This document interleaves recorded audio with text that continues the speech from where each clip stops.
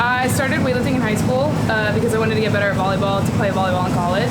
Ended up not liking it. Started weightlifting under Travis Mash. Got to get into some really cool rooms with some really cool other people like John North, all those guys. And honestly, growing up with them was something so cool because they were all so passionate about weightlifting. And I was just really drawn to it because it wasn't like your typical thing.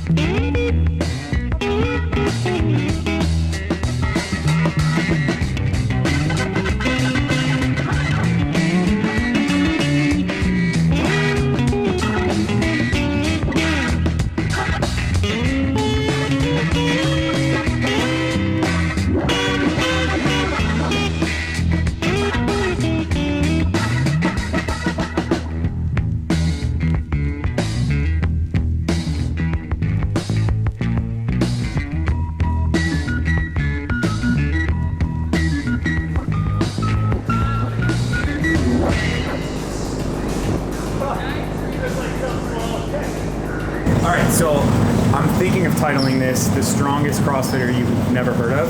Hey, I like it. And I guess the first question is, why has no one ever heard of you? Where did you come from? What sports? What athletic? So I started weightlifting in high school because I wanted to get better at volleyball to play volleyball in college. And I did that for a little bit and ended up not liking it, and then went back to weightlifting and started weightlifting under Travis Mash. Got to get into some really cool rooms with some really cool other people like, Glenn Pinlay, Don McCauley, those guys, and was around, Jared Inderton, John North, all those guys. And honestly, growing up with them was something so cool because they were all so passionate about weightlifting, and it was kind of like a new world for me because growing up, you have your typical soccer, t-ball, whatever, and weightlifting isn't really a part of that. And so when I found weightlifting, I think I was just really drawn to it because it wasn't your typical thing. And then so I weightlifted all through college and started doing CrossFit for fun. But I think people just told me over and over again, you don't fit the bill to be an individual CrossFit athlete.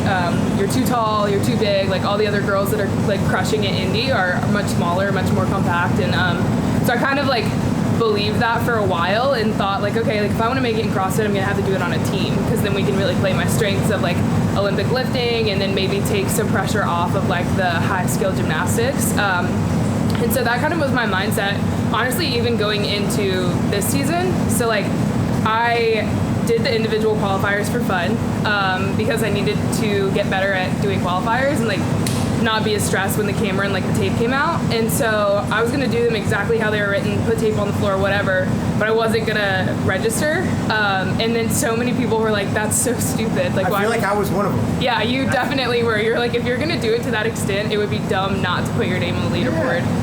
And so I think I finally caved the day before it was due, and I was paid the money, got my name on there. And then the first 2 or 3 workouts, honestly, were so nonchalant, just came in here whenever, grabbed some random, person who took the judges course and was hey, can you judge me right now? And they're yeah, okay. And so after the first 2 workouts, I wasn't anywhere close to qualifying. It was still again just for fun. And then the third workout that was it was for quarterfinals. Quarterfinal. 185 clean and jerk and burpee box jumps. So I was nowhere near qualifying, and then after that workout, I think I was 63rd and top 60 make it, and we were whoa, we actually have a shot at maybe squeaking in there at the end. And honestly, if I knew that, then I would have redone the first 2 workouts at least once, because I made a lot of stupid mistakes, and we just did it for fun. It didn't matter. Yeah, and then you got into regionals ranked last place. So I got a backfill spot. I came in at 62nd, and I think 2 girls behind me got in too.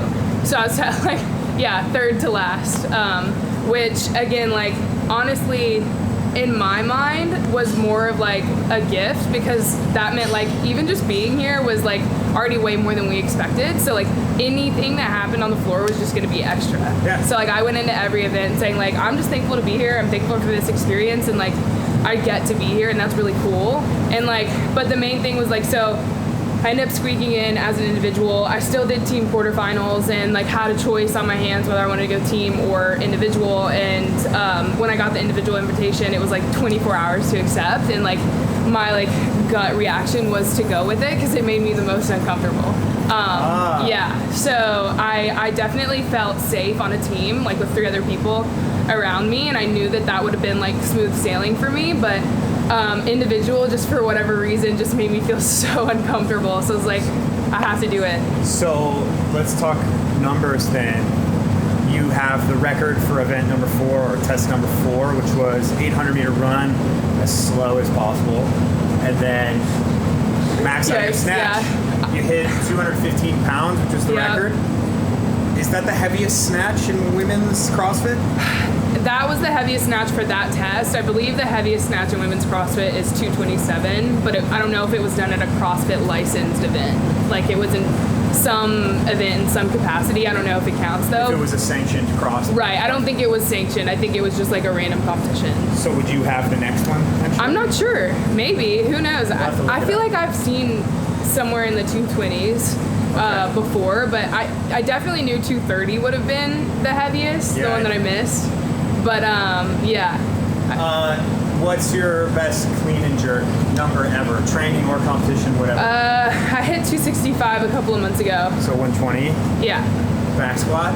Back squat, my best ever is like 325. Not super heavy comparatively to Ollie numbers. I got long legs. So then deadlift, you probably got a good deadlift, yeah? 405. Wow, okay. So that's the number. All right, well then plans for next year, just get better. Honestly, so again, like this year we kind of did the best with what I had going in, and we knew that higher skill gymnastics were going to definitely be my downfall. I've had a couple of CrossFit coaches in the past, but I've never had someone that was like so meticulous on gymnastics like Andy and Jess and Michael are. And so being here for like the past 5 months leading up to semis was, you know, like a dream come true, because we have all the puzzle pieces to make, you know, like essentially a games run. And so being here, we knew that we couldn't really, you know, break down anything too much going into semifinals. So we kind of just like worked with what I had, which wasn't a ton. And so the gymnastics definitely, I took a hit. So like in my semifinals weekend, I had 3 top 10 finishes. I had a couple of finishes around the middle of the pack, and then I had one pretty bad finish. And the worst finishes were all centered around, you know, like that higher volume gymnastics. So that is definitely going to be a huge focus in this next year. And I'm in the best place to do it because Jess Estrada, our gym owner, is on CrossFit Gymnastics seminar course. And like, yeah, she's about to destroy me in the best possible way. Okay. So yeah, focusing on that. Well, Hannah, where can people find you on Instagram? Handle H_black with 2 Ks. H_black. Yep, that's me. Anything else? That's it. Yeah, no, cut it there. All right.